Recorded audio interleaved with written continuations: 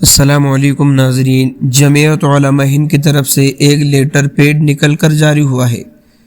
اس letter paid میں کہا گیا ہے کہ موجودہ وقت میں تنظیم کی سب سے زیادہ ضرورت مولانا محمود اسد مدنی۔ جمعیت علماء ہند کے نئے ممبر شب ایب کا افتتاح 11,000 مقامی یونٹس بنانے کا ہدف۔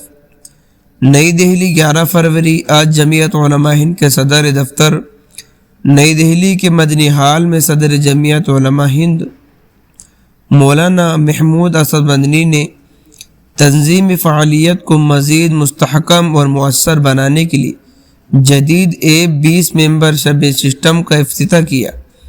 یہ پلے اسٹور پر موجود ہے اور دوستوں اور عزیز ساتھیوں، جمعیت کے ممبر شپ ٹرم 2024-27 کے لیے جاری کیا گیا، یہ اعلان کیا گیا۔ اس کے ذریعے ممبرشپ کے عمل کو مزید آسان، مربوط اور شفاف بنایا جائے گا۔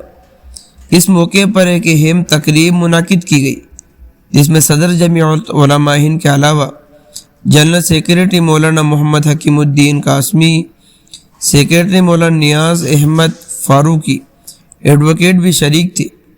صدر جمعیت علماء ہند مولانا محمود مدنی نے اپنے کلیدی خطاب میں کہا، کسی بھی قوم کے لیے، چاہے وہ اکثریت میں ہو یا اقلیت میں، ایک مضبوط تنظیمی ڈھانچہ بنانا ہے۔ تنظیم کا بنیادی مقصد صرف اپنی تشخیص کا تحفظ ہی نہیں بلکہ مستقبل کی راہ متعین کر کے اسے عملی جامہ پہنانا بھی ہے۔ انہوں نے واضح کیا کہ جمعیت علماء ہند کے بدلتے حالات میں مزید پرعزم اور اس کے جوش ولولوں میں اضافہ ہوا ہے۔ مولانا مدنی نے کہا کہ تاریخ گواہ ہے، وہی قومیں کامیابی حاصل کرتی ہے جو اپنے اہداف کے حصول کے لیے منظم انداز میں کام کرتی ہے۔ حالات چاہے جیسے بھی ہو، حوصلہ اور مستقبل مزاجی کامیابی کی کنجی ہے۔ اگرچہ موجودہ دور میں کئی چیلنجز درپیش ہیں، مگر دانش مندانہ حکمت عملی، طویل پالیسی اور مسلسل جد و جہد کے ذریعے ان پر قابو پا جا سکتا ہے۔ میڈیا کے ایک سوال کے جواب میں مولانا مدنی نے کہا کہ دستور ہند کی پاسداری تمام اقوال کے لیے مساوی حقوق کی حفاظت ہر شہری کا آئین حق ہے۔ کسی بھی قوم کی بالادستی قابل قبول نہیں اور عدل و انصاف کا قیام ہی جمہوریت کی اصل روح ہے۔ مولانا مدنی نے مزید خدشات اور توقعات کی زندگی کا حصہ ہے، ہمیں حوصلہ نہیں کھونا چاہیے۔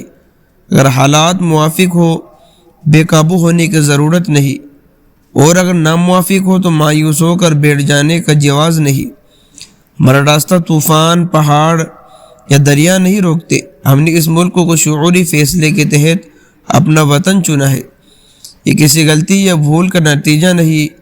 ہمیں امید رکھتے ہیں کہ چاہے مرکز حکومت ہو یا صوبوں کی، سب کے ساتھ انصاف ہو، برابری ہو، عزت و تحفظ کو محفوظ رہے، کسی بھی قوم کی برتری کی فروغ نہ دیا جائے۔ دستور کی پامالی ہمیں کسی صورت قبول نہیں، دستور کا تحفظ ہر حال میں یقینی بنانا چاہیے۔